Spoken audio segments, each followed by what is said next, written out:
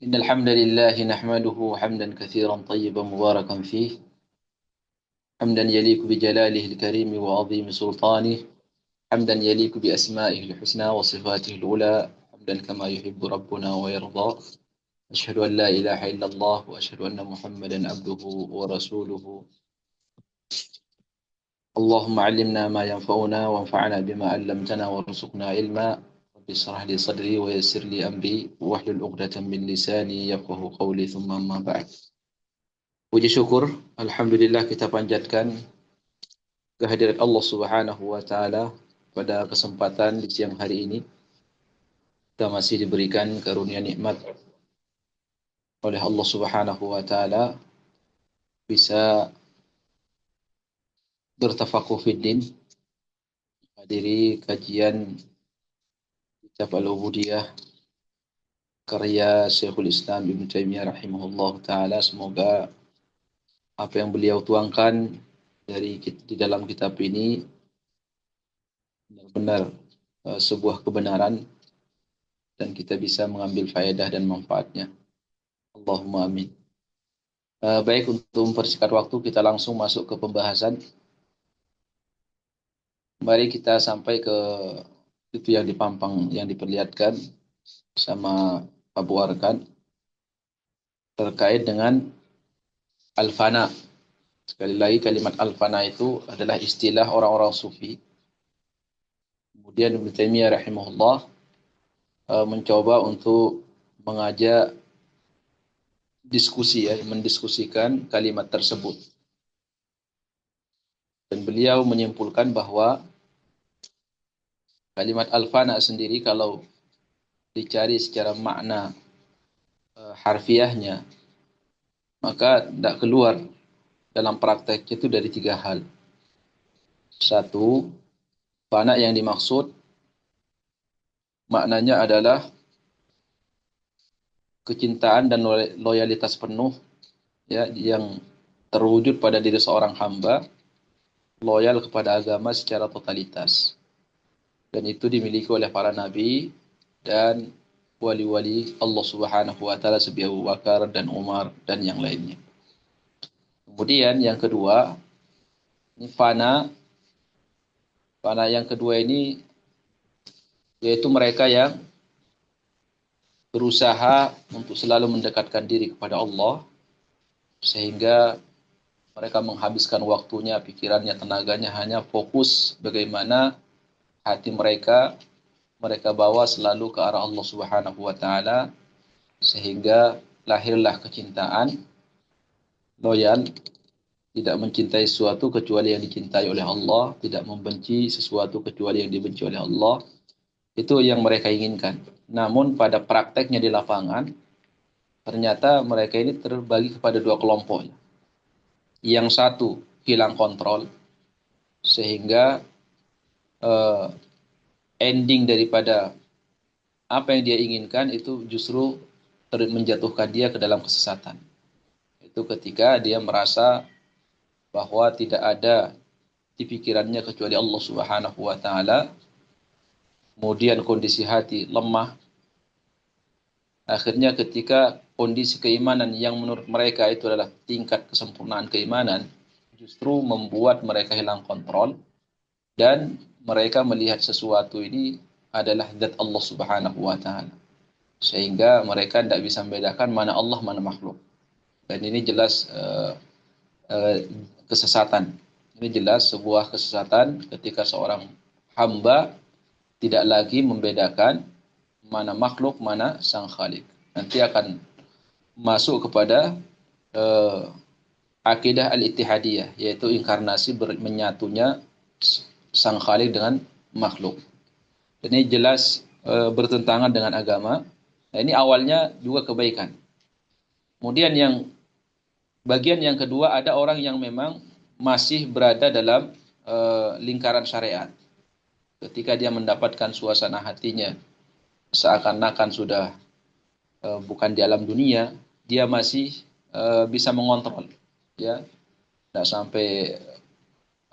sampai hilang akal sehat dia yang bisa membedakan mana makhluk, mana khalik. mana sang pencipta, mana yang diciptakan. Nah, itu tidak sampai seperti itu. Nah, inilah yang mungkin bisa masuk kategori orang-orang yang masih selamat. Orang-orang yang masih selamat. Dan ini disebutkan oleh beliau Ibnu Taimiyah, wa kabirul awliya ka Abi Bakr wa Umar was-sabiqin al-awwalin min al-muhajirin wal ansar lam yaqau fi hadzal fana. Dan para sahabat, ya, wali-wali Allah yang besar yang ada pada level tertinggi setelah para nabi seperti Abu Bakar, Umar dan sahabat-sahabat yang masuk Islam di awal baik dari kalangan muhajirin dan ansar lam yaqau fi hadzal fana. Mereka tidak pernah jatuh ke dalam praktek ibadah fana seperti ini. Fadlan amman huwa fawqahu minal anbiya. Lebih-lebih lagi orang-orang yang di atas mereka yaitu para nabi. Itu tidak mungkin fana tadi ya, yang mereka sampai hilang kontrol terhadap diri sendiri sehingga akal sehatnya pun hilang, yang ada seakan-akan seperti orang gila, dan itu banyak. Dan ini tidak mungkin terjadi kata Ibnu Taimiyah pada para sahabat, lebih-lebih lagi kepada para nabi. Wa inna ma waqa syai'un min hadza ba'da sahabat. Nah, yang terjadi yang seperti ini terjadi setelah para sahabat radhiyallahu anhum. Wa kadzalika kullu man kana fi hadha an-namt mimma fihi ghaibatul aqli wat tamyiz lima yaridu 'ala al-qalbi min ahwalil iman. فإن الصحابة كانوا أكمل وأقوى وأثبت في الأحوال الإيمانية من أن تغيب عقولهم أو يحصل لهم غشي أو صعق أو سكر أو فناء أو وله أو جنون. Jadi begitu juga semua orang-orang yang terjatuh dalam bab atau praktek ibadah, semua praktek ibadah yang masuk dalam kategori min hadan namti, yang masuk dalam kategori ini, yang dimana puncaknya itu ghaibatul aqli wat tamyiz, hilangnya akal sehat dan hilangnya at-tamayyuz. At-tamyiz itu sifat bisa membedakan. Ini maknanya sama sebenarnya dengan akal yang hilang kontrol. Disebabkan karena pengaruh kondisi keimanan terhadap hati. Maka Ibnu Taimiyah mengatakan fa innas sahabah kanu akmal. Karena para sahabat itu mereka generasi yang sempurna imannya. Wa aqwa, dan generasi yang paling kuat imannya. Wa athbat, dan yang paling kokoh.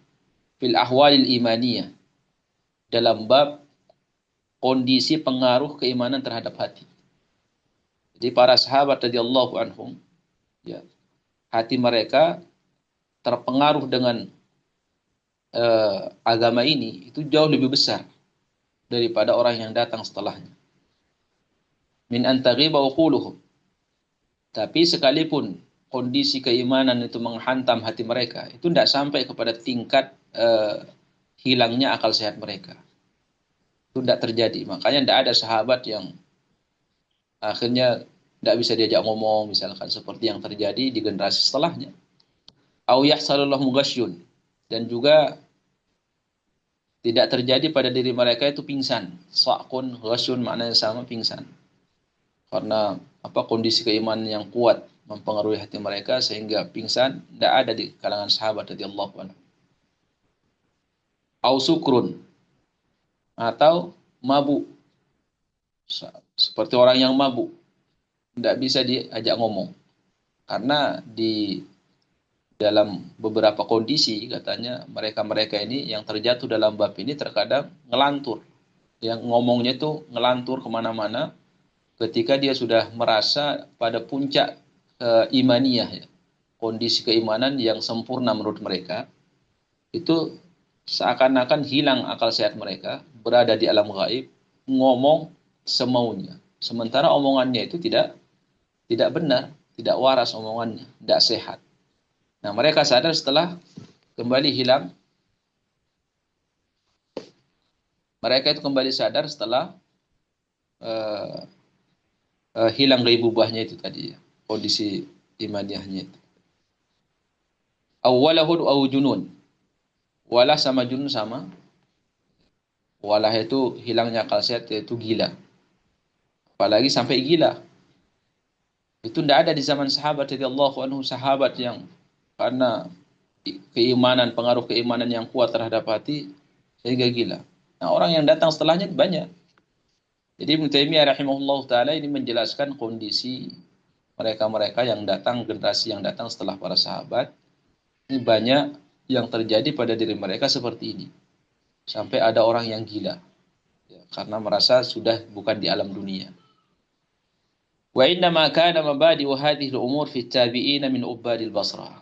Di sini beliau memberikan informasi kepada kita bahwa pertama kali perkara seperti ini terjadi di zaman tabi'in.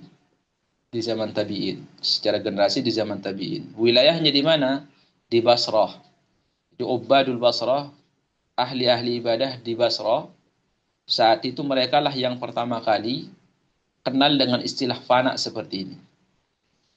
Fa'innahu kana fihim man yuksha alaihi wa idza sami'a al-Qur'an. Karena di kalangan mereka lah mulai terjadi ada orang yang pingsan setelah mendengar bacaan Quran. Ahli-ahli ibadah di Basrah. Wa minhum may yamut. Bahkan ada yang mati katanya. Dengar ayat Quran dibaca itu mereka mati.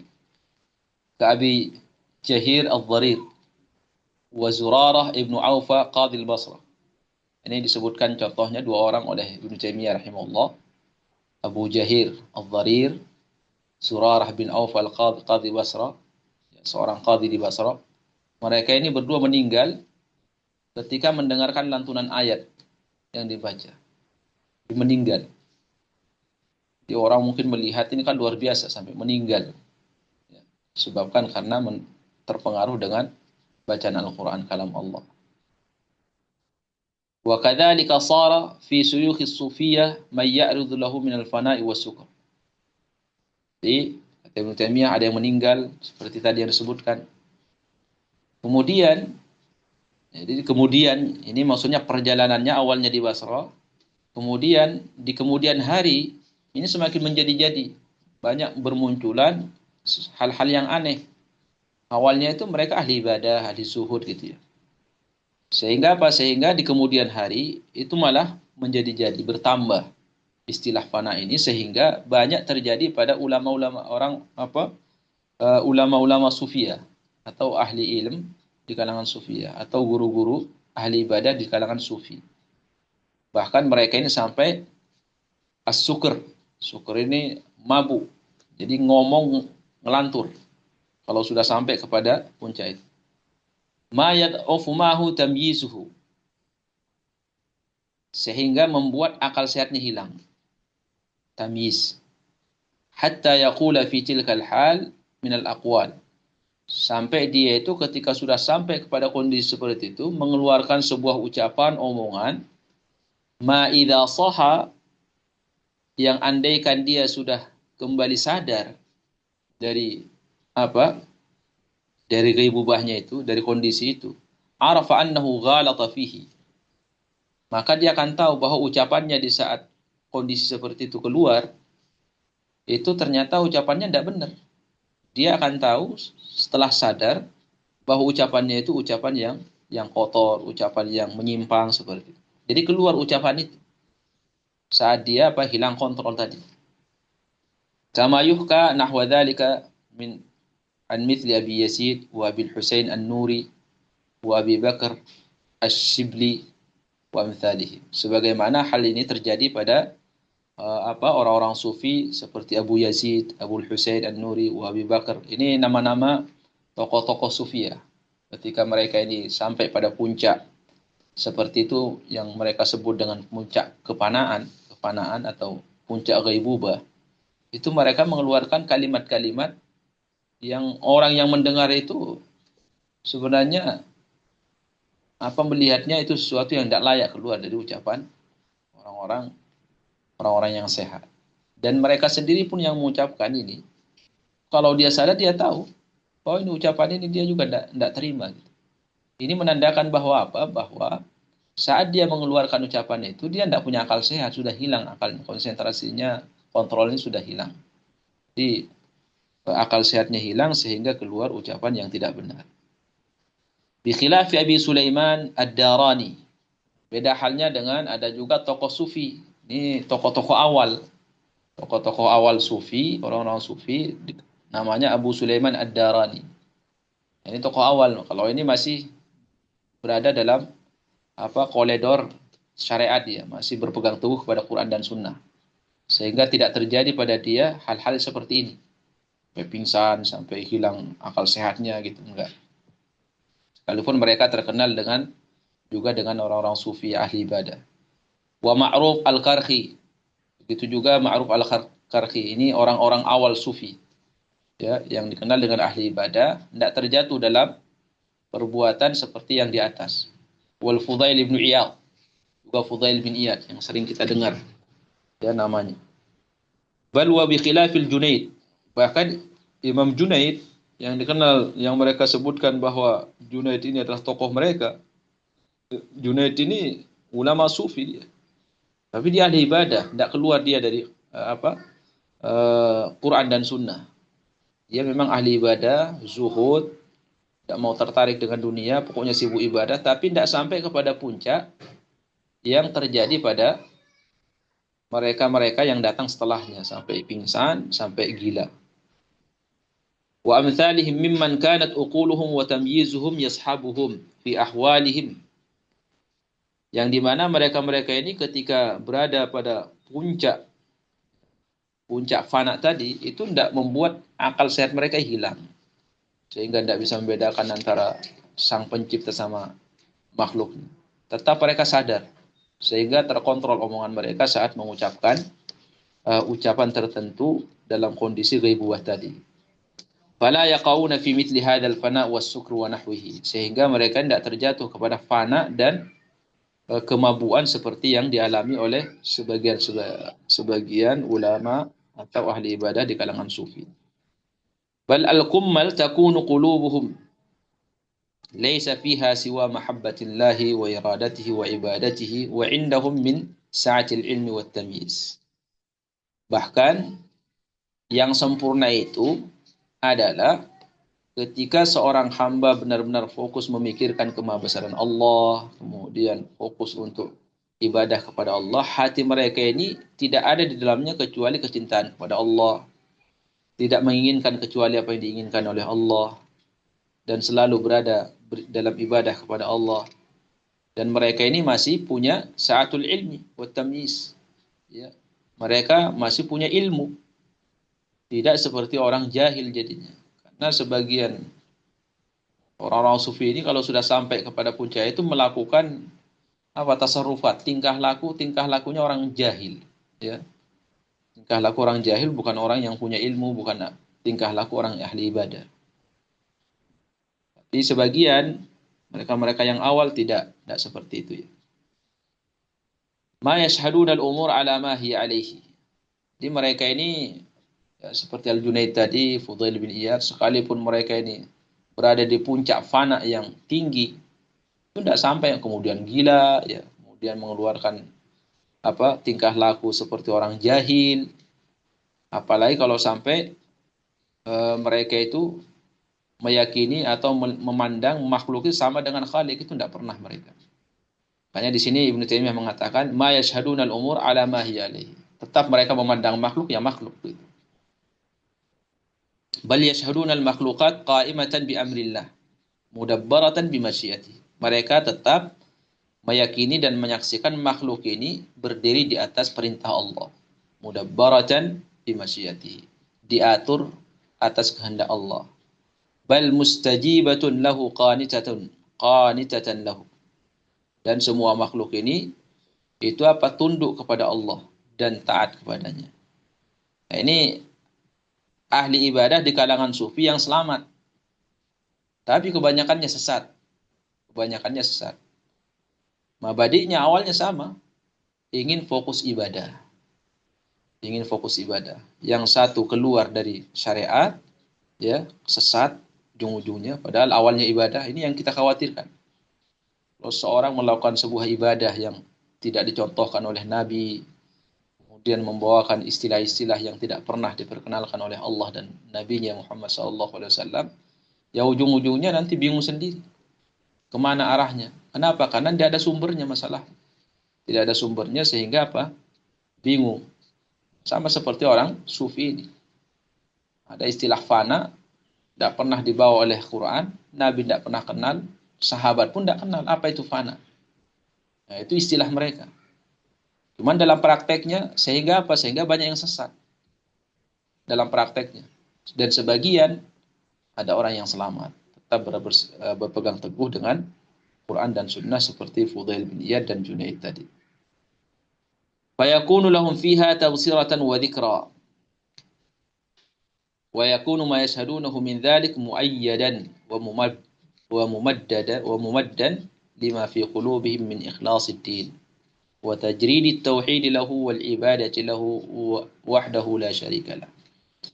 Nah, orang-orang seperti Fudail bin Iyad ini ya, tetap ketika mereka sampai kepada puncak ya, yang sebagian orang sufi yang datang setelahnya hilang akalnya, jadi orang gila kebanyakan. Tapi mereka-mereka ini tetap berada di atas ilmu ya, dalam apa? Keilmuan yang sempurna, kemudian akal yang sehat, dan mereka jadikan kondisi seperti itu tabsirah wa dzikra sebagai pelajaran akan menambah basirah mereka terhadap Allah Subhanahu wa taala, bukan justru keluar dari agama. Wa yakunu ma yashhadunahu min dzalika muayyadan wa mumaddan. Dan apa yang mereka saksikan itu ya, dari apa? Dari kondisi hati, maksudnya hati mereka seakan-akan melihat akhirat, kemudian seakan-akan sudah melihat kemahabesaran Allah selalu dalam mata hati mereka. Itu mereka justru mereka jadikan sebagai apa? Penguat keimanan terhadap diri mereka dan semakin kuat ibadah ya. Nah, ini orang-orang selamat. Sebagian yang datang setelahnya ketika sampai kepada puncak ini justru keluar, tidak mau, bahkan tidak mau ibadah, kemudian punya keyakinan kalau sholat 5 waktu sudah gugur, kemudian karena sudah sampai kepada tingkat hakikat ma'rifat, gugur kewajiban puasa dan seterusnya. Nah, ini orang-orang tersesat. Ya, seharusnya mereka itu juga berpegang teguh seperti yang dilakukan oleh Junaid, Fudail bin Iyad. Ya.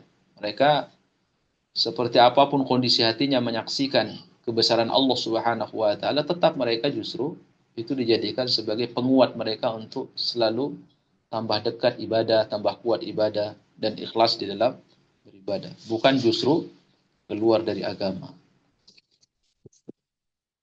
وهذا الحقيقة وهذه الحقيقة التي دعا إليها القرآن. Nah, inilah hakikat yang didakwahkan oleh Al-Quran sebenarnya ya. Bagaimana seorang muslim itu dia sampai kepada puncak. Kalau di dalam hadis Nabi, ini puncak yang tertinggi itu adalah ihsan. Itu di dalam istilah syariat. Puncak yang tertinggi itu ihsan. Nah, ihsan inilah yang membuat seorang itu selalu nyaman berkhalwat dengan Allah Subhanahu wa taala. Tapi kalau kita pakai istilah fana, istilahnya orang sufi, nah ini khawatir banyak sesatnya daripada selamat. Wa hadhihi al-haqiqatu allati da'a ilaiha al-Qur'an. Kalau mereka memaknakan fana, kata Ibnu Taimiyah, pada fase yang kedua ini atau bagian yang kedua ini seperti yang dilakukan oleh Fudail bin Iyad, Junaid, maka maknanya tidak bertentangan dengan Al-Quran. Ya, fana yang dimaksud itu adalah semakin dia hatinya semakin kuat basirahnya tentang kemahabesaran Allah, itu membuat dia semakin taat kepada Allah. Kalau itu yang dimaksud dengan fana, ya kata Ibnu Taimiyah, maka itulah isi Al-Quran. Itu kalau di bahasa Nabi disebut ihsan. Tapi istilah orang sufi disebut fana. Makanya Ibnu Taimiyah mendiskusikan ini. Dia membahas istilah ini. Istilah ini secara agama tidak ada. Tapi dilihat prakteknya. Dan maknanya dalam prakteknya itu apa.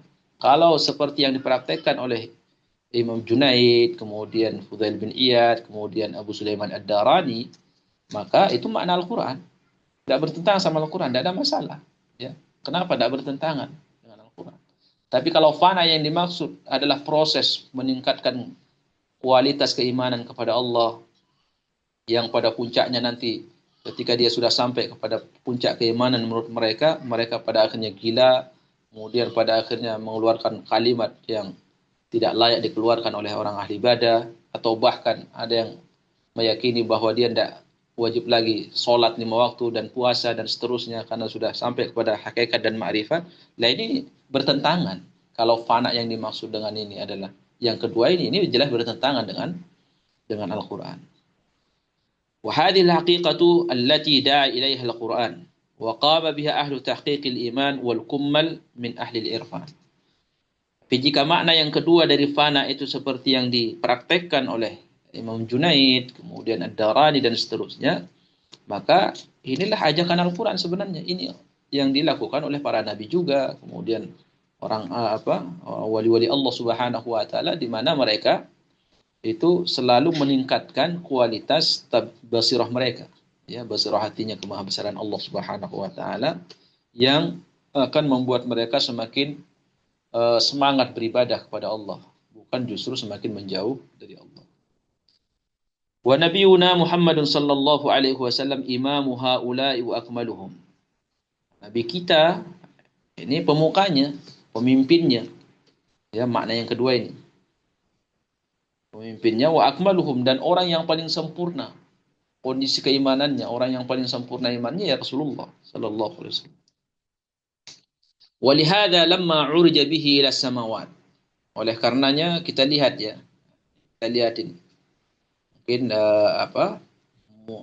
muskilah-muskilah atau masalah-masalah yang ada pada orang-orang sufi ini, yang subhat-subhat mereka mungkin akan terjawab dengan peristiwa Isra Nabi sallallahu alaihi wasallam. Kata Ibnu Taimiyah rahimahullah taala, wa nabiyuna sallallahu alaihi wasallam imamu haula'i wa akmaluhum. Dan nabi kita orang yang ahli ibadah, bahkan orang yang terdepan, orang yang paling sempurna. Walihada lamma urija bihi ila samawat. Kita lihat, Nabi orang paling sempurna. Seharusnya kalau menurut praktek orang sufi, Nabi paling gila, atau Nabi sudah lama tidak sholat. Atau Nabi mungkin pingsan. Kalau memang pingsan itu ukuran kesempurnaan, maka Nabi lah orang yang paling pertama seharusnya pingsan. Kenapa? Karena Nabi menyaksikan bukan sekedar dengan mata hatinya, tapi dengan mata kepalanya. Lihat sesuatu kemahabesaran Allah Subhanahu wa taala yang andaikan kita manusia biasa bisa pingsan. Kata Ibnu Taimiyah, walihada lamma urija bihi ila samawat.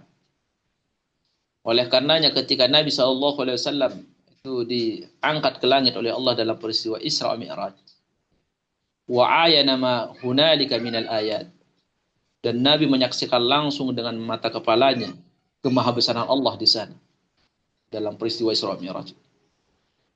Wa uhiya ilaihi ma uhiya min anwa'il munajat. Kemudian diwahyukan kepada Nabi sallallahu alaihi wasallam berbagai bentuk munajat, ya, dengan Allah Subhanahu wa taala.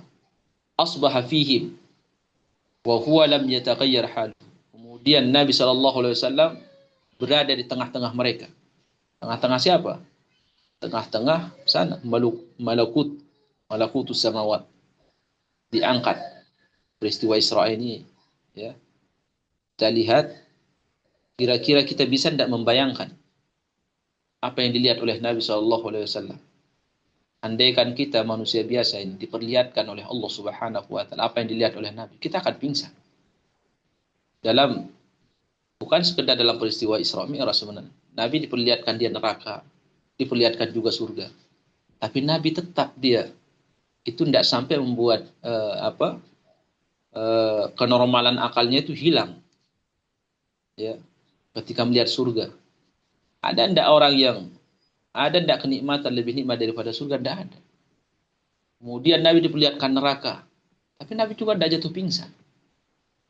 Kenapa? Karena kuat pribadi Nabi SAW, karena kuatnya iman beliau, sehingga tidak membuat jasad beliau hilang kontrol karena kekuatan iman. Tapi kalau kita manusia diperlihatkan surga, mungkin bisa pingsan kita. Ya, bisa pingsan bukan karena takut. Karena saking kagumnya, bisa jadi kita ini pingsan, hilang kesadaran melihat indah dan nikmatnya surga. Apalagi kalau diperlihatkan neraka dengan mata telanjang kita. Kalau selama ini kita kan sekedar mendengar. Kama qila al-khabar laysa kal mu'ayyanah. Sebagaimana disebutkan dalam sebuah kalimat, ya, kata-kata hikmah, mendengar tidak sama dengan melihat. Mendengar informasi, pengaruhnya sama hati beda dengan melihat. Kalau melihat langsung itu besar pengaruh.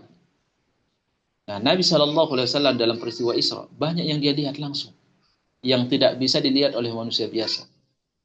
Sampai Rasulullah mengatakan, "Thumma urijabi hatta alautu limustawa asma'u fihi sarifal aqlam." Kemudian aku dibawa naik lagi ke sebuah tingkatan asma'u fihi sarifal aqlam. Sampai aku mendengar suara goresan pena. Kita mungkin mendengar suara goresan pena bisa pingsan. Ya. Tapi Nabi SAW karena imannya kuat keimanan Rasulullah SAW, sehingga menyaksikan hal seperti itu juga beliau tidak hilang kontrol kemudian pada kemudian tiba-tiba jatuh pingsan, tidak. Kenapa kuat Rasulullah? Keimanannya kuat, kejiwaannya kuat. Beda halnya dengan orang-orang sufi. Kalau orang sufi sudah mendapatkan hal seperti ini sudah bisa jadi mati. Kenapa? Karena itu bukan berarti keimanan kuat, tapi lemahnya keimanan. Ya. Kondisi keimanan yang baru sedikit tersentuh jiwanya, akhirnya jiwanya yang lemah ketemu kondisi keimanan yang sedikit memukul, akhirnya apa? Jatuh pingsan. Asbaha fihi wa huwa lam yataghayyar haluhu wa la dhahara alaihi dzalika. Nabi, kondisi Nabi masih tetap tidak berubah, tidak ada yang berubah.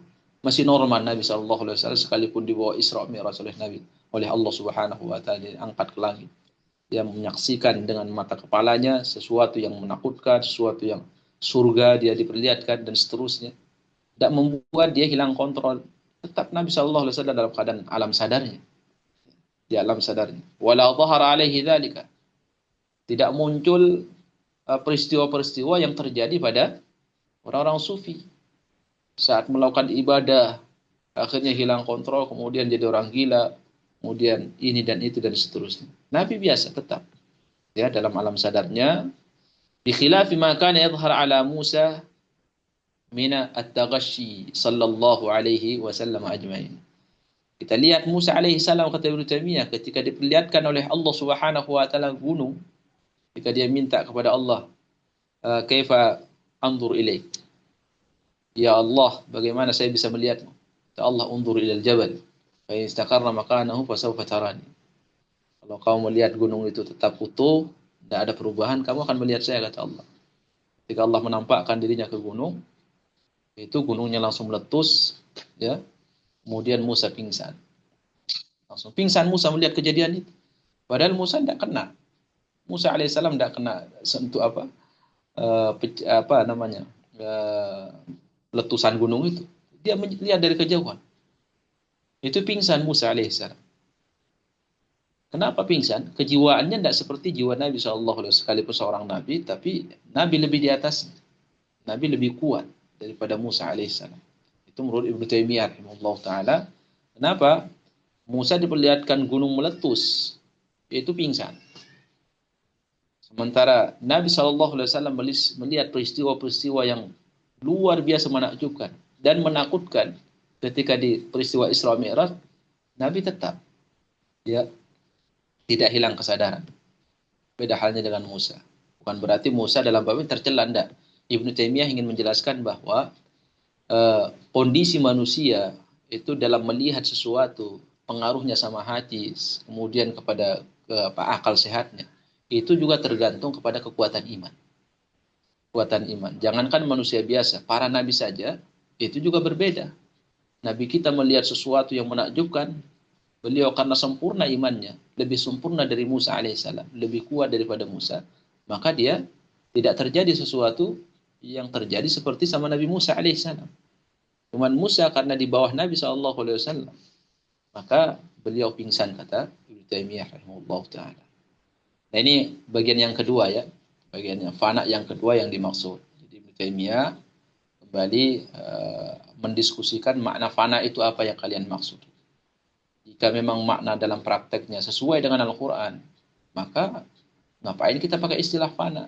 Sudah pakai aja istilah Quran, istilah hadis ihsan, nggak usah pakai fana-fana. Jadi, kalau kalian maksud fana itu ternyata di endingnya itu atau ujungnya puncaknya harus lepas dari syariat, maka sebuah kesesatan. Sebuah kesesatan. Kemudian beliau melanjutkan wa amman nau'us tsalitsu mimma qad yusamma fana. Adapun bagian yang kedua yang juga disebut fana, fa huwa ayyashhada alla mawjuda illa Allah wa anna wujudal khaliq huwa wujudul makhluk. Nah, yang ketiga ini ketika seorang dalam prakteknya sudah sampai menyaksikan dengan mata hatinya bahwa tidak ada sesuatu yang disaksikan kecuali Allah. Dan zat Allah, subhanahu wujudnya Allah itulah wujudnya makhluk. Ini juga banyak terjadi pada orang sufi. Mereka mengatakan tidak ada yang dilihat kecuali Allah. Dan semua yang dilihat adalah Allah. Ini yang disebut dengan inkarnasi atau al-ittihadiyah. Ya, al-ittihadiyah ini maknanya mereka yang punya keyakinan Allah menyatu dengan makhluk. Bahkan pada ujungnya, puncaknya mereka melihat saya adalah Allah. Karena saya makhluk dan semua makhluk adalah Allah menyatu di situ.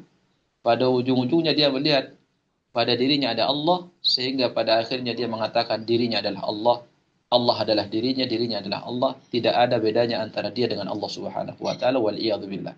Dan ini banyak terjadi pada kalangan orang-orang sufi. Makanya bahaya. Ya, ketika seorang mengamalkan sebuah amalan, meyakini sebuah keyakinan yang tidak pernah diajarkan oleh Allah dan Rasulnya, maka itu harus hati-hati.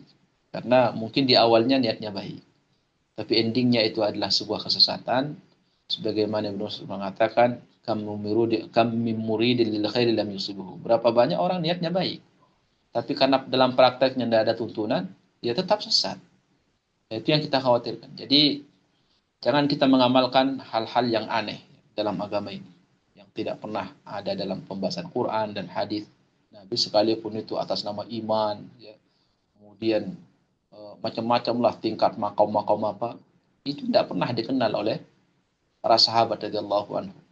Maka itu dihindari. Sekalipun menarik, ya, sekalipun mungkin menarik, hebat, orang yang gitu ya, itu jangan sekali-kali dicoba. Karena bahaya.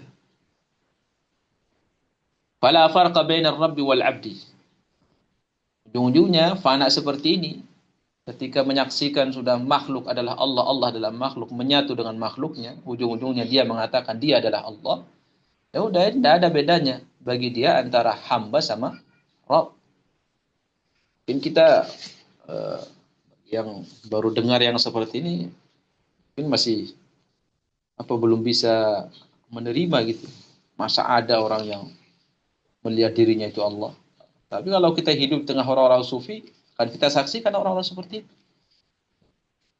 Bahwa banyak orang yang mengaku dirinya Allah sudah.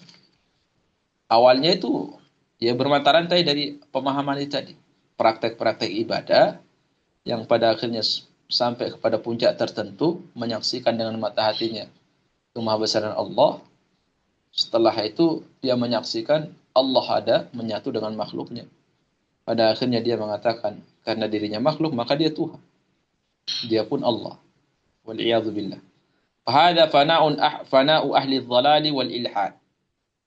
Nah, fana ini fananya orang-orang sesat, jelas ya, ilhad. Wal waqi'ina al-waqi'ina fi hulul wal ittihad. Yang mereka ini punya pemahaman inkarnasi.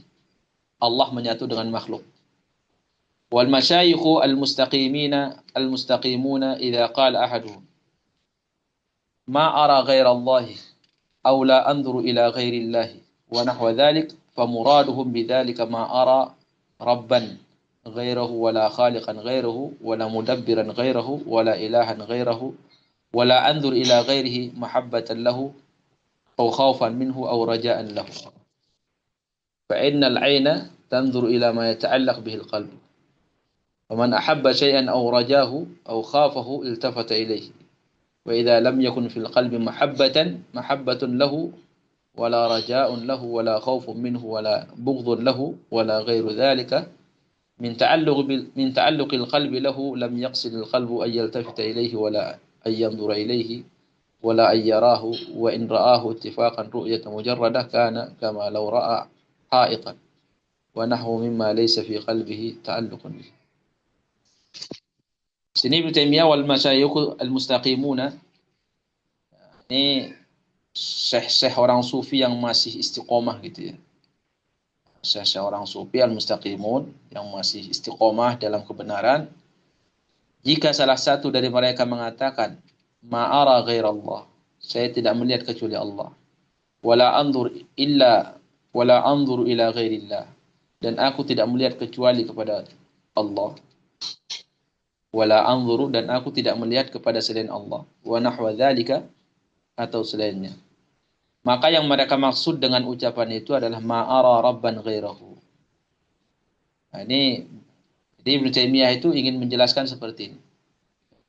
Ini kan eh, beliau ingin menjelaskan kepada kita setelah beliau mengatakan bahwa fananya orang sesat itu ketika dia melihat bahwa Allah menyatu dengan makhluk. Tapi kata Ibnu Taimiyah ada orang-orang istiqomah.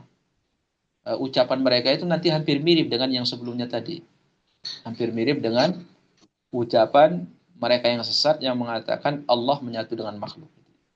Nah, ucapan mereka ini masih istiqomah ya. Orang sufi yang masih istiqomah. Ma'ara ghairallah. Aku tidak melihat selain Allah. Ini kan seakan-akan seperti yang tadi, yang pertama ya, yang terakhir tadi. Yaitu mereka yang menyaksikan atau meyakini Allah sama dengan makhluk. Tidak ada orang yang istiqomah di kalangan mereka ketika mengucapkan ucapan yang hampir mirip, sebenarnya tidak. Maknanya beda. Mereka ketika mengatakan ma'ara ghairallah, aku tidak melihat selain Allah, dan aku tidak melihat kepada selain Allah dan yang lainnya, itu maksud mereka ma'ara rabban ghairahu. Aku tidak melihat Rabb selainnya. Wala khaliqan ghairahu. Dan aku tidak melihat sang khalik selainnya. Wala mudabbiran ghairahu. Dan tidak ada pengatur selainnya. Dan tidak ada ilah selain dia. Wala anzur ila ghairihi. Dan aku tidak melihat kepada selain Allah.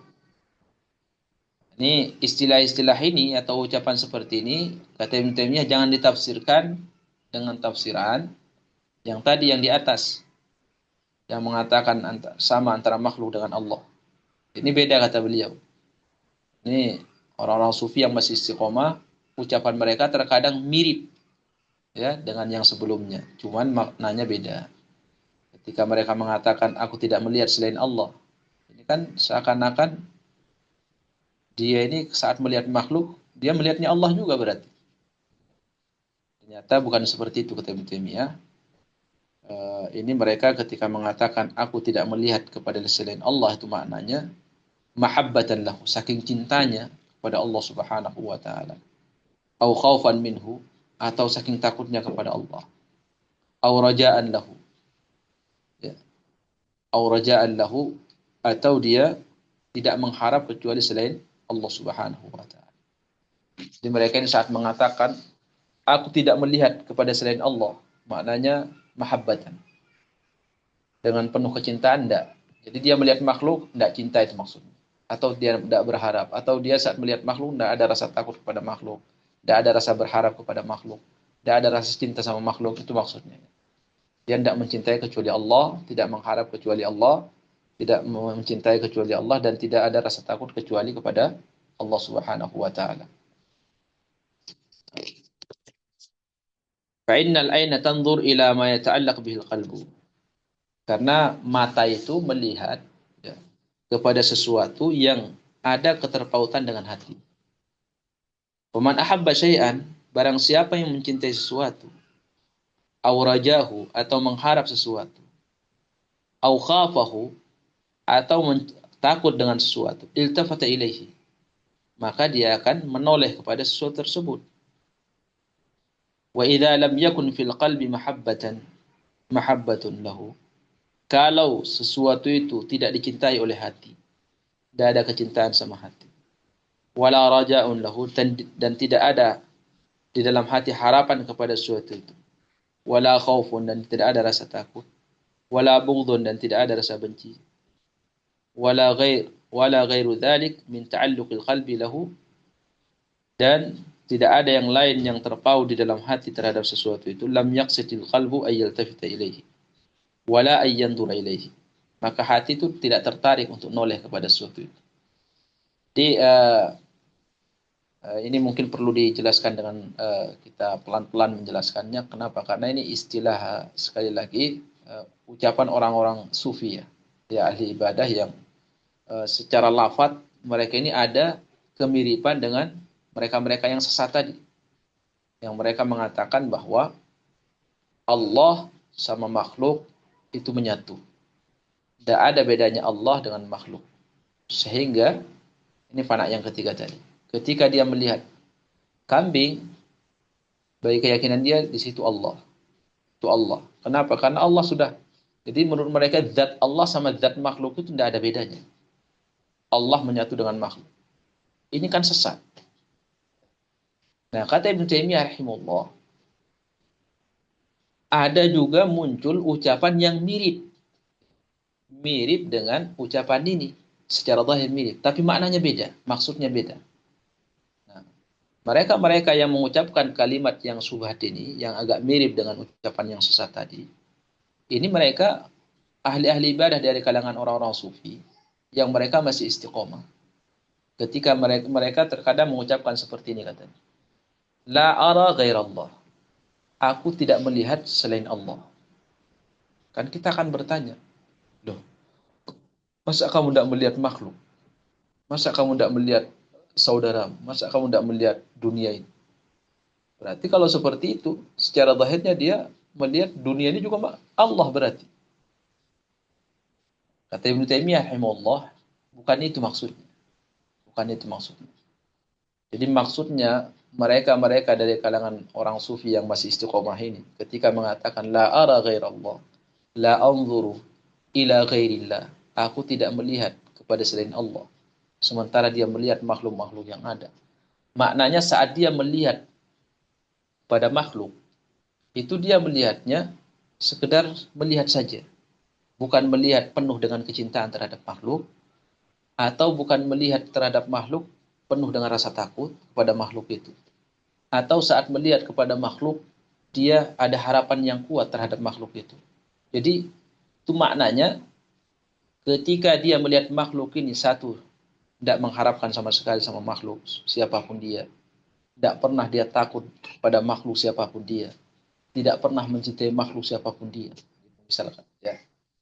Itu ketika mereka sampai kepada puncak itu, maka mereka melihat penglihatannya kepada makhluk itu penglihatan yang tidak bermakna, sekedar numpang lewat gitu, numpang lewat. Tapi ketika dia melihat penuh dengan kecintaan terhadap sesuatu itu atau melihat sesuatu itu dengan penuh rasa harap dari sesuatu itu, maka itu hanya berlaku mereka berikan kepada Allah Subhanahu wa taala. Itu maksud mereka ya. Maksud mereka kata Ibnu Taimiyah. Wala ayyanzura ilaihi. Karena ketika hati terpaut dengan sesuatu, pasti dia akan menoleh. Misalkan si fulan dia ada takut dengan seorang, pasti dia akan lihat orang itu. Melihatnya dengan penuh rasa takut karena dia takut sama orang. Kalau seorang cinta dengan orang lain, kemudian dia ketemu sama orang, pasti mata itu kepingin melihat orang tersebut. Saat dia mencari sesuatu, maka saat dia mencari sesuatu yang dia inginkan, maka matanya akan melihat kepada sesuatu itu. Saat dia melihat, dia itu penuh dengan rasa harap karena dia menginginkan sesuatu itu. Dan dia menginginkan sesuatu tersebut.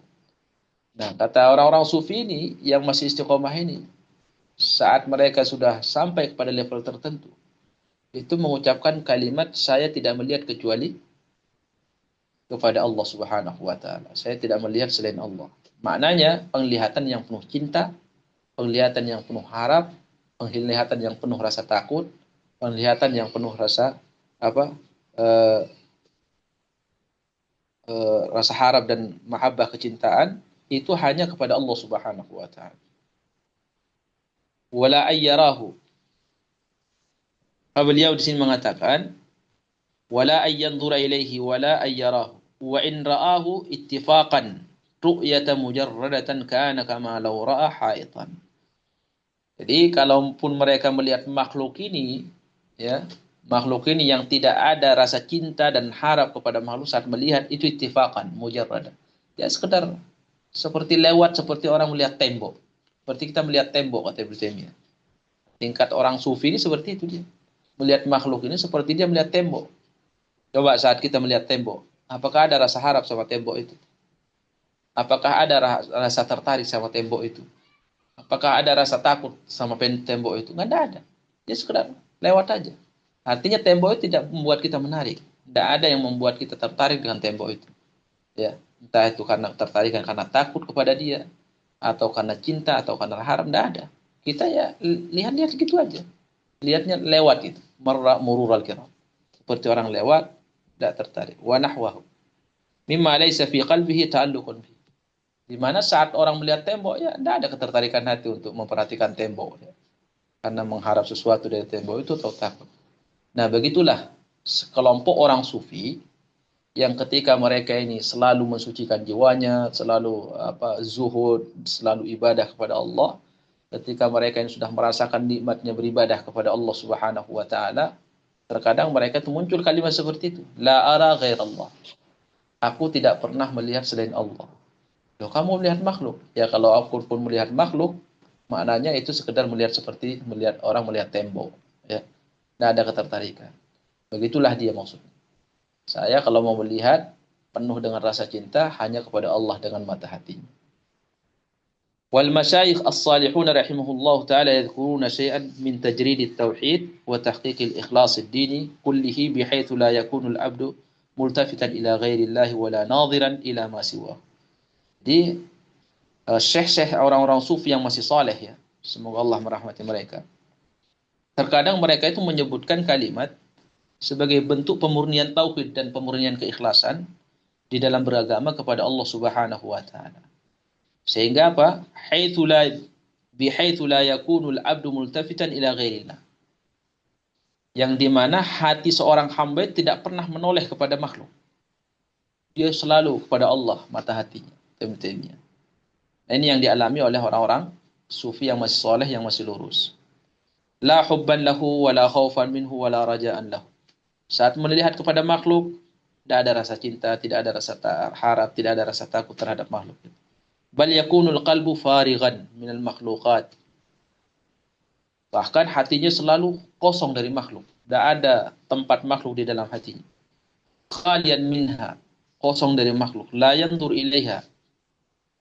Dia tidak pernah melihat kepada makhluk illa binurillah. Kecuali dengan cahaya Allah Subhanahu wa taala. Maknanya dia melihat makhluk itu karena ada manfaat terkait dengan agama.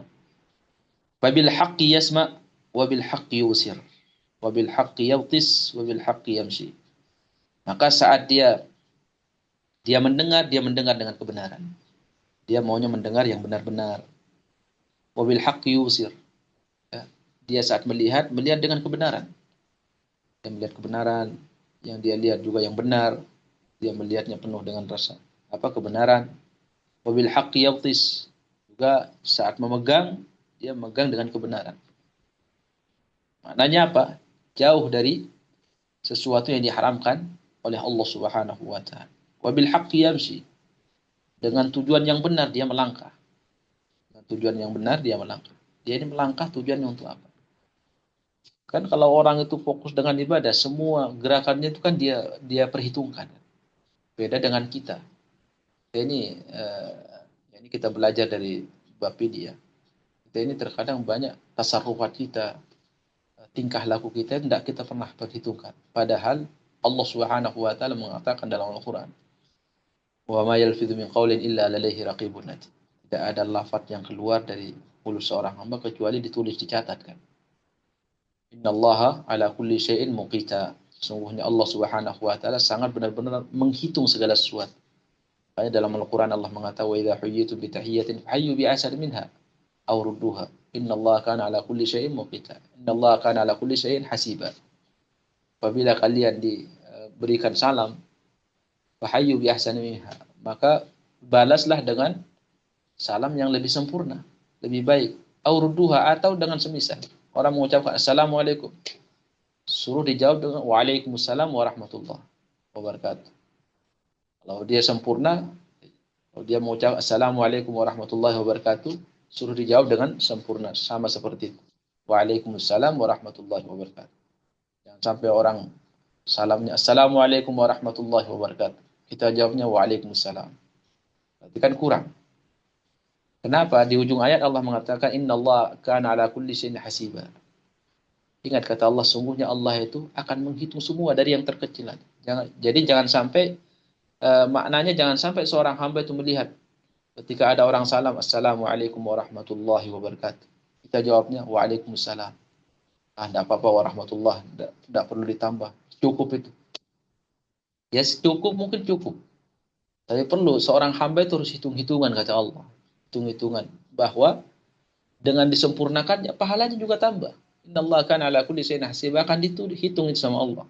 Yang kecil-kecil itu akan dihitung, itu akan dikumpulkan semua pada hari akan ditimbang. Jadi jangan, makanya di hadis Nabi, la tahqiranna minal ma'rufi syai'an. Jangan sekali-kali ada di antara kalian itu yang ketika melihat ada kebaikan di depan matanya karena dia anggap kecil, pahalanya itu tidak terlalu besar, tidak usah diamalkan. Jangan, kata Nabi. Ya, kebaikan itu yang kalian kumpulkan hari kiamat akan dikumpulkan jadi satu. Semuanya akan ditimbang. Jadi jangan sampai ada di antara kita itu yang saat dia melihat kebaikan yang bisa dia amalkan, kemudian dia abaikan hanya merasakan pahala kecil. Walau antalqa akhaka biwajhin talqin. Sekalipun kamu berjumpa saudaramu dengan wajah yang ceria. Wajah ceria itu kebaikan. Akan ditulis pahalanya oleh Allah Subhanahu wa ta'ala. Jangan sampai kita ini maunya pahala yang besar aja, sholat, ya, sedekah, kemudian bangun masjid, kemudian puasa, itu aja. Kebaikan yang lain tidak kita toleh, ya, tidak kita tengok. Nah, ini kurang. Makanya di sini Ibnu Taimiyah mengatakan apa? Seorang hamba yang fokus hatinya selalu kepada Allah itu selalu dihitung sama dia. Bil haqqi yasma. Dia itu mendengar ada tujuannya benar. Kenapa saya dengarin? Kalau mendatangkan pahala, saya mau mendengarnya. Kalau enggak, saya enggak mau mendengar. Banyak kan sekarang seperti apa namanya, banyak ucapan-ucapan kita dengar sebenarnya enggak ada manfaat, bahkan berbau dosa. Itu kalau orang yang sudah sampai kepada level yang disebutkan Ibnu Taimiyah ini, wali Allah Subhanahu, diperhitungkan sama dia. Ngapain saya dengar, enggak ada pahalanya? Ya. Bil haqqi yasma, dia mendengar tujuannya benar. Mendatangkan pahala apa enggak? Kalau enggak mau dia dengar. Wa bil haqqi yusir. Saat dia memandang, itu tujuannya kebenaran. Apain saya lihat ini? Kira-kira mendatangkan pahala enggak? Kalau enggak, dia enggak mau lihat. Itu maknanya. Bil haqqi yusir. Wa bil haqqi yabtish. Saat dia mau megang, tujuannya kebenaran. Ini kira-kira kalau saya pegang ada manfaatnya enggak? Ini saya pegang ada manfaatnya enggak? Ada pahalanya enggak? Itu maknanya. Saya pegang mushaf, ada pahalanya enggak? Ya, untuk dibuka itu. Ada pahalanya. Dia pegang. Kalau enggak ada pahalanya, enggak dipegang. Wa bil haqqi yamshi. Sampai berjalan pun diperhitungkan. Ini kalau saya jalan ini ada pahalanya enggak nanti? Kalau enggak ada, maka dia enggak lakukan. Itu kebanyakan orang yang sampai kepada level itu diperhitungkan semuanya. Sampai disebutkan di dalam sebuah riwayat dari seorang ulama tabi'in, mereka itu orang-orang zaman dulu, ahli ibadah di zaman lebih pelit terhadap waktunya daripada hartanya. Kenapa? Waktu itu bagi mereka lebih berharga daripada uang yang mereka punya. Jadi kalau mereka diminta duitin, itu cepat dikasih sama mereka. Tapi kalau waktu mereka diminta, misalkan, ayo kita ke sana, misalkan, kemana? Tidak jelas tujuannya. Dia pelit, tidak mau ngasih. Buat apa? Waktu saya ini mahal untuk pahala. Kalau sekedar untuk jalan-jalan, misalkan kan, jalan-jalan ngapain? Habis 1 jam, 2 jam, jalan-jalan tidak ada pahalanya. Diperhitungkan, mereka pelit katanya sama waktu mereka. Itu orang zaman dulu. Kenapa? Karena mereka paham betapa mahalnya waktu itu. Waktu itu mahal. Sampai Allah bersumpah wal asri wal fajri wal laili wasyamsi wal duha dan seterusnya. Bersumpah dengan waktu duha, waktu malam, waktu fajar, waktu siang, waktu malam dan seterusnya. Kenapa? Karena waktu itu mahal. Ya, makanya mereka itu paham makna waktu. Karena mereka paham bahwa waktu itu mahal, maka mereka tidak mau memberinya sembarangan. Diajak untuk melakukan sesuatu tidak mendatangkan pahala bagi mereka, tidak mau. Waktu saya habis, saya buang-buang. Kalau duit mereka diminta, mereka mau dengan mudah dikasih. Nah, kalau kita kan sekarang waktu kita banyak terbuang-buang. Kenapa? Karena kita memandang waktu ini tidak mahal. Jadi inilah membuat semoga dengan kita semakin belajar, kita semakin banyak memahami makna waktu dan mahalnya waktu. Dan semoga kita termasuk orang yang disebutkan oleh Ibnu Taimiyah di sini. Dia saat mendengar, dia mikir dulu, apa pahala yang saya dapatkan. Saat mau melangkah, dia mikir dulu, apa pahala yang bisa saya dapatkan. Seperti itu, wabillahi taufik. Ini masih ada kelanjutannya, insyaallah kita lanjutkan di pertemuan yang akan datang. Semoga semakin jelas apa yang disampaikan Ibnu Taimiyah rahimahullah taala. Baik, karena waktunya sudah habis, sudah lewat 4 menit ya. Kita gunakan sisa waktu biasa untuk sesi tanya jawab. Kalau ada yang tidak jelas dari pemaparan yang disampaikan oleh Ibnu Taimiyah, bisa kita diskusikan di forum sesi tanya jawab. Barakallahu fikum. Baik, Silakan Abu Ustaz. Arkan. Nah, Nah, baik. ya. Jazakallahu khairan barakallahu fiik wa sallallahu ilaik atas ilmu yang telah disampaikan oleh Al-Ustaz Abu Aiman. Semoga menjadi ilmu yang bermanfaat bagi kita semua, dapat dipahami, Amin. diamalkan, serta didakwahkan. Semoga Allah Ta'ala memberikan hidayah dan taufik pada kita semua. Allahumma amin. Baik, selanjutnya kita masuk ke sesi tanya jawab. Bagi jamaah yang ingin bertanya langsung kepada Al Ustadz, dipersilakan untuk meng-unmute mikrofonnya. Dan juga bagi yang ingin bertanya melalui kolom chat, nanti insya Allah akan Anda bacakan kepada Ustadz. Baik, tafadhol.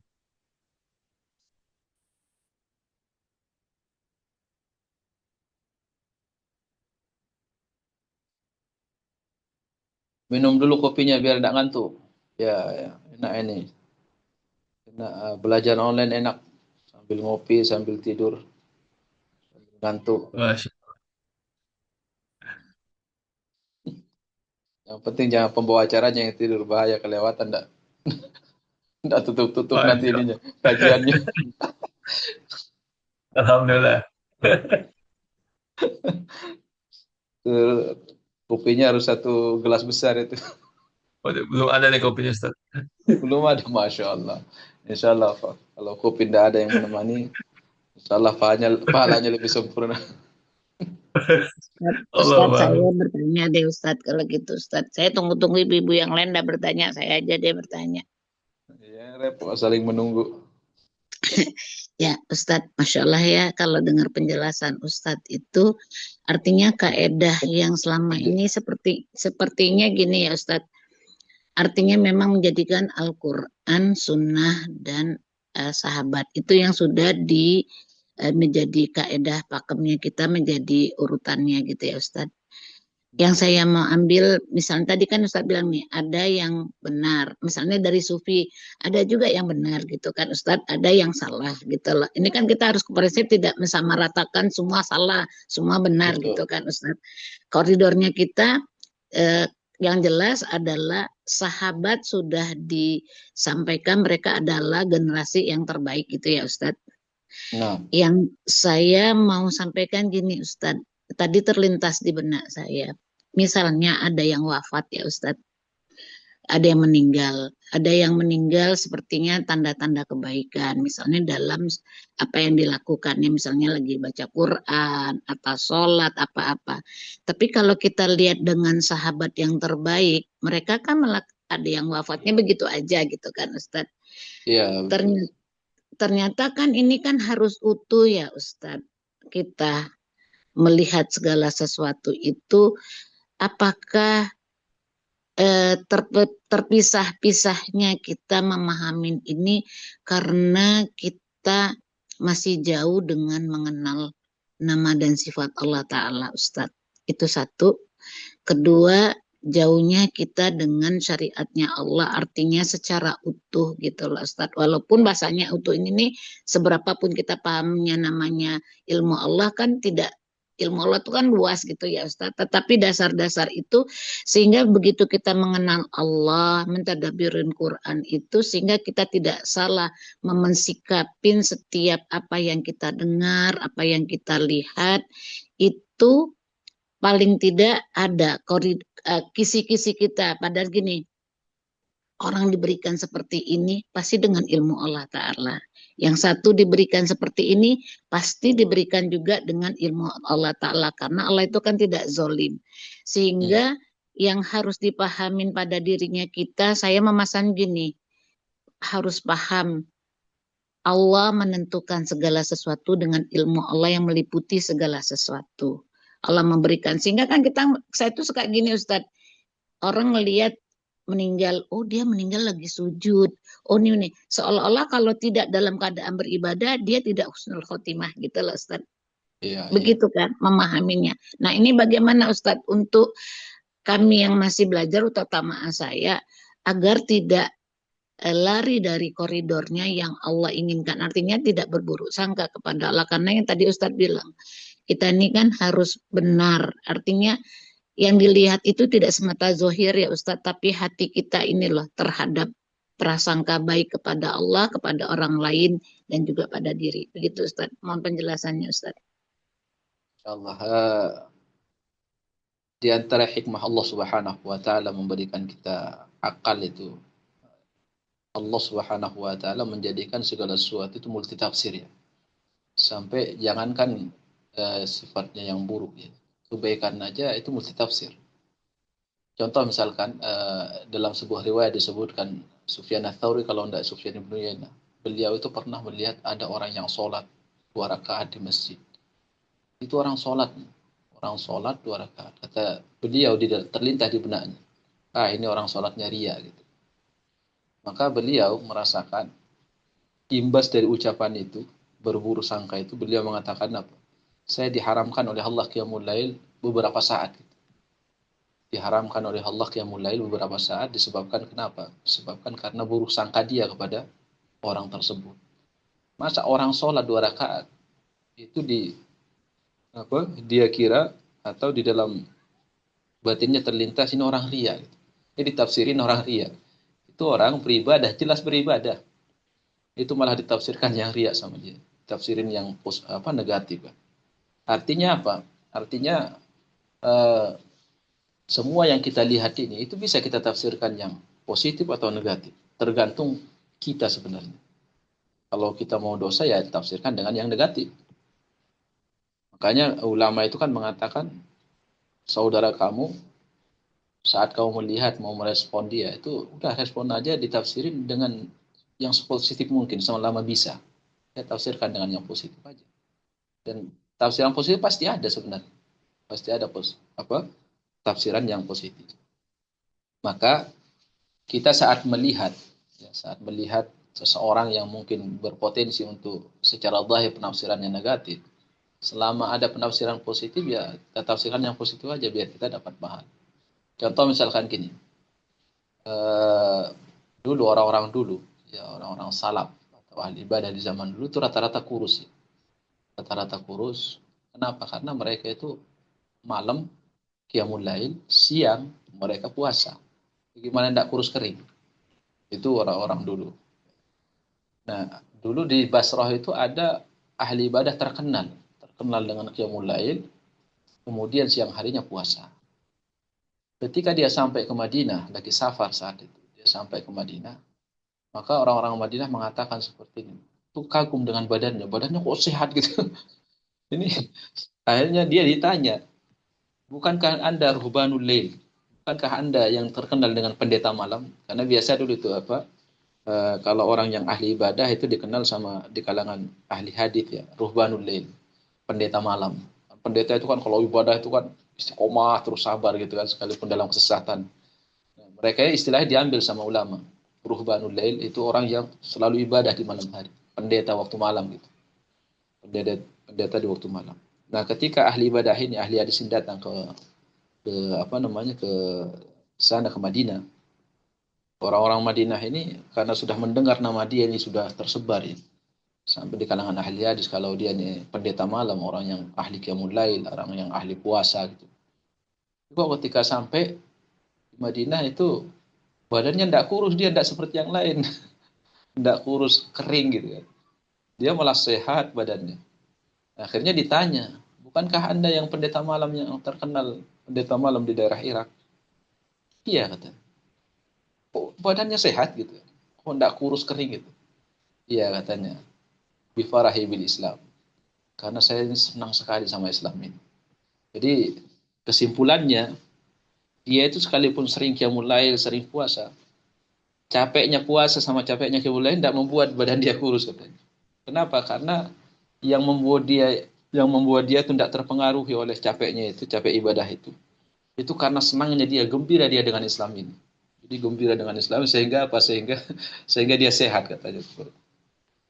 Nah, mungkin kalau kita mau melihat orang kurus ini ya, kita melihat ada orang kurus. Mungkin kalau kita mau tafsirkan orang kurus dengan tafsiran negatif ada. Tapi kalau kita tafsirin dengan tafsiran positif juga ada. Jadi kalau kita misalkan, oh ini orang kurus, berarti dia ini ahli orang yang sering sholat malam dan sering puasa misalkan. Kita tafsirin seperti itu.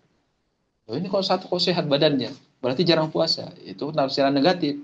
Tafsirin aja, berarti orang ini senang sama Islam gitu kan. Makanya dia sehat karena senangnya dia sama Islam seperti apa ulama tabi'in tadi. Jadi seperti itu. Kalau kita kembali kepada pertanyaannya, kalau kita melihat ada orang yang mati dalam keadaan sujud, ya udah kita tafsirkan secara zahir, ya sebagaimana yang kita lihat. Jangan kemudian kita juga melihat, itu kan bisa jadi itu sujudnya sujud tidak benar misalkan. Juga tidak boleh kita seperti itu. Karena Nabi kan di dalam hadisnya mengatakan man asya ala syai'in mata alaihi.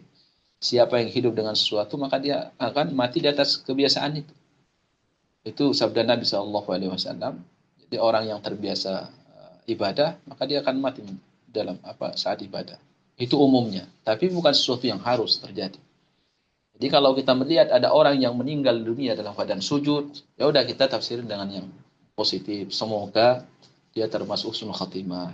Karena kita tidak tahu, ya, tidak memantau dia 24 jam apa yang dia lakukan, rahasia apa, ibadah yang dia sembunyikan antara dia dengan Allah, kita tidak tahu. Kemudian kalau kita melihat ada orang yang matinya saat biasa aja, juga kita tidak boleh berburu sangka. Kenapa? Karena tetap kita melihat itu amalan soleh di sepanjang waktu yang dia amalkan selama hidup. Karena meninggalnya seseorang di atas amalan soleh itu bukan satu keharusan harus dilakukan atau diakhiri hidupnya oleh orang soleh seperti itu semua. Tidak. Banyak ulama itu meninggalnya apa? Meninggalnya juga hal yang biasa. Contoh Imam Al-Auza'i rahimahullah. Imam Al-Auza'i itu meninggal dunia. Di dalam WC. Kenapa? Karena saat itu, jadi dia itu ada kekunci kamar mandinya.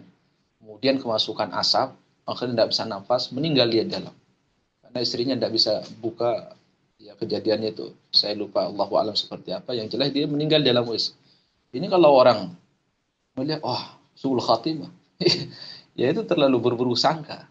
Kenapa? Imam Al-Auza'i ini orang yang imamnya disebutkan oleh ahli hadis di zaman dulu di daerah Syam. Kami kalau ingin melihat apakah orang itu ahlu sunnah atau tidak, kami tes dengan Imam Al-Auza'i. Kalau dia memuji Al-Auza'i berarti dia ahlu sunnah. Kalau dia mencela Al-Auza'i berarti dia ahli bidah. Seperti itu. Itu ahli hadis, kesaksian dari ahli hadis. Meninggalnya di mana? Dalam WC. Meninggal. Jadi seseorang itu tidak boleh diukur suul khatimahnya meninggal biasa, tidak boleh. Tetap kita akan melihat itu amalan baiknya. Tetap dilihat. Misalkan meninggalnya di Saudi, suul khatimah, belum tentu. Abu Darda itu pernah dipanggil sama Salman. Kata Abu Darda sama Salman, ya, entah Salman ngajak atau Abu Darda ya. Jadi Abu Darda itu pernah Salman pernah mengajak Abu Darda untuk tinggal di Palestina. Ayo kita, kata Salman, karena mereka dipersaudarakan oleh Nabi SAW. Salman sama Abu Darda. Jadi Salman itu dia hijrah di akhir hidupnya ke Palestina. Di sana kan sebagaimana riwayat yang ada itu dan dalil-dalil yang ada itu adalah negeri yang diberkahi. Kata Salman sama Abu Darda, Abu Darda, ayo kita habisin umur kita di sini gitu, di tanah yang diberkahi oleh Allah. Gitu. Kata Abu Darda saat itu tidak ke Palestina. Dia keluar karena sibuk perang saat itu juga kan. Kata Abu Darda, dibalas surat Salman. Kata Abu Darda, al-ardu la tuqaddisu ahadan. Jadi meninggalnya kamu di sebuah negeri, di sebuah tempat, sekalipun tempat itu tempat yang suci di mata Allah, itu tidak akan membuat serta-merta otomatis kamu jadi orang suci. Tergantung amalan kamu maksudnya. Kamu meninggal di Baitul Maqdis atau di tanah yang diberkahi, belum tentu kamu suci. Saya meninggal di sini sekalipun tanahnya tidak diberkahi oleh Allah, belum tentu saya buruk di mata Allah. Semuanya akan kembali ke amalan kita. Nah, ini pelajaran bahwa bagaimana ulama kita memandang secara sempurna kepada orang yang meninggal dunia. Ya, mereka yang meninggal dalam keadaan sujud, dalam keadaan baca Quran, ya kita berharap semoga husnul khatimah. Dan mereka yang meninggal dalam, ya tidak ada tanda-tanda husnul khatimah itu tetap kita melihat kepada amalannya sehari-hari. Itu yang akan menentukan. Karena itu yang akan ditimbang oleh Allah Subhanahu wa taala. Seperti itu ya Allah a'lam. Barakallahu. Insyaallah. Jazakallah khair, barakallahu fiik Ustaz. Barakallah, jazakumullah khairan. Baik, jazakumullah khairan barakallahu fikum atas pertanyaan dari jemaah dan juga jawaban dari Al-Ustaz. Selanjutnya masih ada waktu, Ustaz. Kita buka kembali tanya jawab pada jemaah yang ingin bertanya kepada Al-Ustaz, dipersilahkan. Fadhal.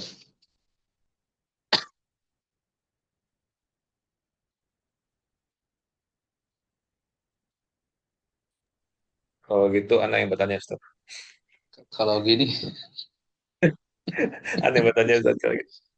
kalau gitu. Itu mau tanya sedikit, Ustaz. Apa namanya, ketika kita futur, Ustaz ya, misalnya biasanya kita melakukan suatu amalan yang biasa kita lakukan, terus kita tinggalkan gitu, Ustaz ya. Itu penyebabnya memang nggak lain nggak bukan pasti karena ada apa namanya kemaksiatan atau dosa yang dilakukan Ustaz ya? Atau bagaimana Ustaz? Apakah ada yang lain penyebabnya Ustaz? Nah, ya kalau kita kembali kepada dalil futur itu satu hal yang mesti terjadi pada seorang muslim. Makanya di dalam riwayat yang sahih ketika Hanzalah ketemu sama Abu Bakar radhiyallahu anhu.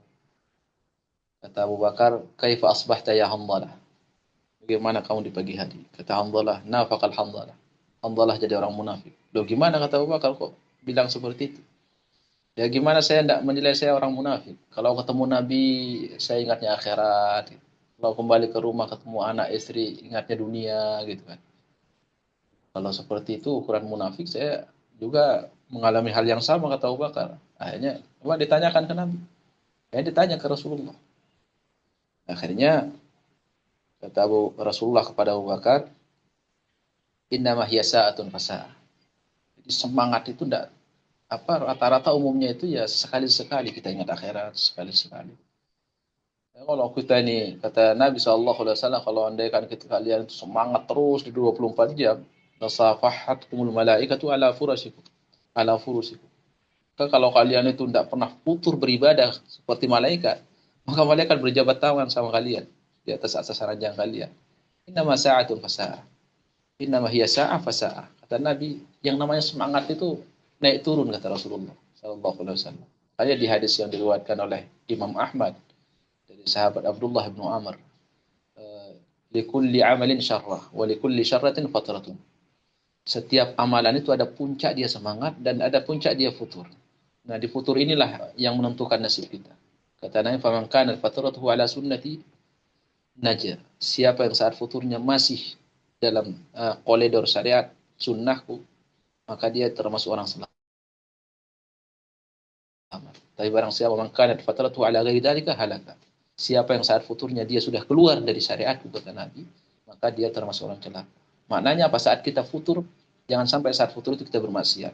Tidak apa-apa kita misalkan biasanya eh, apa baca Quran 1 juz, tiba-tiba futur cuma 2 lembar. Nah, sisa waktu dikemanakan? Jangan digunakan untuk maksiat. Jadi usahakan level futur itu yang tertinggi itu kita tidak maksimal beribadah kebaikan, tapi jangan sampai kita ganti waktu yang seharusnya kita isi kebaikan dengan maksiat.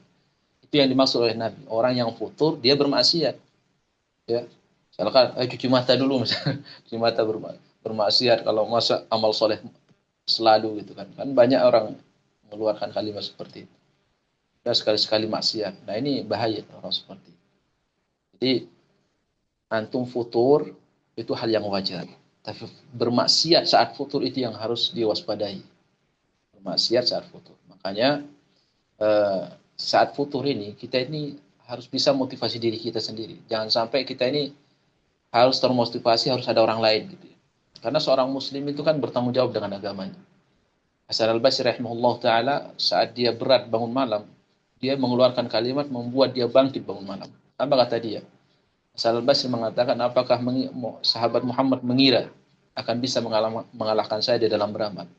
Padahal dia yakin tidak mungkin dia bisa mengalahkan para sahabat. Cuman karena dia ingin motivasi dirinya. Dia seperti orang mau tarung itu kan Abu kan. Padahal dia tahu itu, ini lawannya ini kalau taruh sama dia kalah dia. Cuman karena dia ingin menjatuhkan mental lawan dan membangkitkan semangat dia. Dia bilang, oh, kamu kecil itu siapa kamu? Tidak tahu saya. Itu kan motivasi terhadap diri sendiri. Lalu para sahabat ketika dilihat oleh Nabi SAW gali parit itu, gali parit kecapean, dimotivasi oleh Nabi supaya mereka tidak futur. Kata Nabi SAW, apa? Allahumma la aisha illa aisul akhirah. Fakfir lil ansari wal muhajir. Ya Allah, tidak ada kehidupan yang sungguhnya kecuali kehidupan akhirat. Maka berikanlah ampunan kepada orang-orang Ansar dan orang-orang Muhajir. Akhirnya orang Ansar juga, para sahabat saat itu yang gali parit juga menjawab ya, apa ucapan Rasulullah dengan mengatakan nahnu alladziina bay'u Muhammadan al jihadi ma baqina abada. Kamilah satu kaum yang telah berbaiat sumpah setia kepada Nabi untuk selalu berjuang di atas agama Allah Subhanahu wa taala. Jadi semangat kembali mereka, dibangkitkan semangatnya mereka oleh Nabi sallallahu alaihi wasallam. Kemudian di Al-Qur'an itu di surah An-Nisa Allah Subhanahu wa taala mengatakan, "Walau anna katabna 'alaihim an iqtulu anfusakum wa ukhrijū min diyarikum ma fa'aluhu illa qalilun minhum. Walau annahum fa'alu ma yu'aduna bihi lakana khairan wa athbat." Lakana khairan wa syadda tathbita.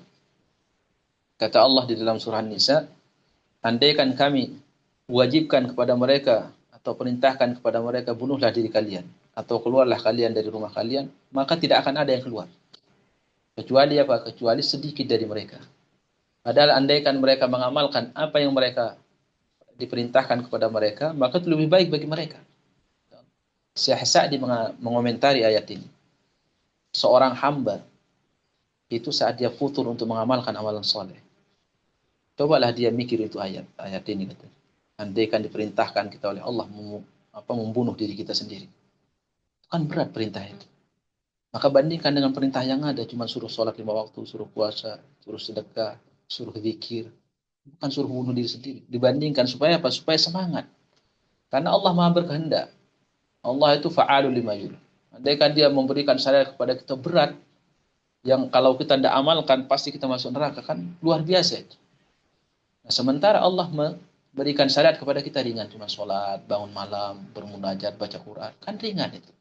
Nah itu maksudnya supaya itu tidak berat amalan sholat itu, maka diingat ayat, andaikan kami perintahkan kepada mereka, kata Allah, supaya mereka bunuh diri mereka sendiri. Tapi tidak dijadikan syariat itu oleh Allah.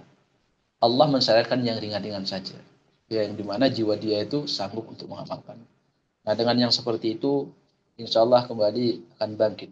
Kita sehat dia akan bangkit semangat kita untuk beramal. Saat lagi futur, ya saya cuma diperintahkan sholat 5 waktu. Andaikan gimana kalau 50 kali sehari semalam itu terjadi kan, seperti di awal Mi'raj. Itu tidak bisa istirahat kita. Nah itu diingat. Saat kita lagi malas sholat 5 waktu, diingat itu. Pertama kali disyariatkan oleh Allah berapa? 50 kali sehari semalam. Coba itu terjadi, jadi syariat dan wajib. Yang tidak mengamalkannya keluar dari agama. Tidak bisa istirahat kita. Sehingga apa? Ketika kita kembali melihat itu berat dan melihat 5 waktu, ternyata cuma sedikit. Hanya semangat kita kembali. Ingat perintah Allah Subhanahu wa taala. Intinya kita cari cara-cara untuk motivasi diri. Dan saat kita futur, insya Allah itu hal yang wajar dalam agama. Sekalipun memang terkadang futur ini juga disebabkan karena maksiat. Tapi tidak selamanya dengan maksiat, karena memang Nabi menyebutkan ada masanya kita futur, ada masanya semangat. Tapi ada juga pengaruh disebabkan karena maksiat, tapi bukan selamanya disebabkan karena maksiat. Karena para ulama juga ya ada rasanya futur. Ini kisah Ibnu Qayyim rahimahullah. Ibnu Qayyim ini orang yang kita kenal dalam bab menata hati, masalah hati itu beliau orang ahli. Beliau mengatakan apa? Saya itu kalau sudah terkadang futur di rumah itu futur. Ya tidak semangat beribadah. Saya datang ketemu Ibnu Taimiyah. Yang ngobrol sesaat sama beliau, bangkit lagi semangat saya. Itu beliau. Padahal beliau yang selalu menjelaskan gimana menata hati, bagaimana menghidupkan hati yang mati, hati yang sakit, hati yang sehat. Itu beliau yang menjelaskan. Tapi tabiat daripada amalan itu ada saatnya dia futur. Sampai beliau sendiri yang ahli masalah hati itu merasakan. Dia itu futur, kalau sudah futur tidak tahu dia mau bagaimana. Hanya dia ketemu Ibnu Taimiyah, ngobrol sebentar, bangkit lagi semangat dia untuk beribadah. Seperti itu. Allahu a'lam bishawab. Masya Allah, Masya Allah. Jazakallah khairan Ustaz atas nasihat dan Barakallahu fikum wa iyyakum amin. semangatnya Ustaz. Masya Allah, semoga dapat Anda amalkan dan juga bermanfaat bagi yang lain. Amin. Kalau antum Baik futur Ustaz. ketemu Bu Meti ngobrol. Ya, nanti semangat. Kalau Masya antum Allah. lagi futur ketemu sama Bu Meti, nanti ngobrol, nasihati, nanti semangat lagi. Masya Allah. Benar Ustaz, benar itu Ustaz. Iya. Dia cari teman apa gitu kan. Jangan ngelamun, Burkan. Ustaz, aku nanya dikit ya Ustaz, nanya dikit. Bu Anda. Betul. Bentar, kalau pas futur itu, misalnya kita melaksanakan sholat sunnah ya Ustaz ya, tiba-tiba kita lagi malas, lagi capek gitu ya, kita nggak melaksanakan sholat sunnah. Apakah hitungannya itu termasuk kita melaksanakan karena saya sudah terbiasa gitu? Itu gimana Ustaz? Ya, enggak termasuk karena dia futur. Karena itu futur itu bukan udzur syar'i. Futur itu bukan udzur syar'i. Antum terbiasa mengamalkan sholat qabliyah isya, qabliyah subuh misalkan. Tiba-tiba antum futur. Itu enggak dihitung orang melaksanakan. Tapi kalau kita terbiasa melakukan qabliyah subuh, kemudian ada udzur syar'i yang membuat kita tidak bisa mengamalkan. Contoh misalkan ketiduran, seperti orang kita ketiduran, bangunnya sudah matahari sudah mau muncul. Kalau kita melaksanakan qabliyah, nanti waktu subuhnya tidak kejar. Maka untuk sholat subuh saat itu ditulis oleh Allah pahalanya, pahala qabliyahnya. Kenapa? Karena ada udzur syar'i. Itu seperti itu. Atau sakit misalkan. Antum sakit, akhirnya tidak kuat untuk qabliyah, cukup untuk sholat subuh aja. Nah, yang seperti itu udzur syar'i. Kalau futur bukan udzur syar'i. Ya. Kalau futur itu bukan udzur syar'i. Ya, seperti itu. Allahu a'lam. Jazakallah khair. Wa iyyakum. Baik Ustaz, jazakumullah khairan wa barakallahu fikum atas Amin, penjelasan dan amin. nasihatnya. Karena waktunya berhubung sudah habis Ustaz. Sebelum kajian diakhiri, anak mewakili jamaah mengucapkan jazakallah khairan wa barakallahu fiik wa ahsanallahu ilaik atas keluangan waktu Ustaz, ilmu yang telah disampaikan dan faidah dan nasihat yang telah disampaikan oleh Al-Ustaz Abu Aiman. Semoga Al-Ustaz beserta keluarga dan kita semua selalu berada dalam lindungan Allah Subhanahu wa taala. Allahumma amin. Kita akhiri majelis ini dengan doa kafaratul majelis. Subhanakallahumma bihamdika asyhadu an la ilaha illa anta astaghfiruka wa atubu ilaik. Wassalamualaikum warahmatullahi wabarakatuh. Waalaikumsalam warahmatullahi wabarakatuh. Jazakumullah khair, barakallahu fikum Ustaz Abu Arkan. Jazakumullah khairan.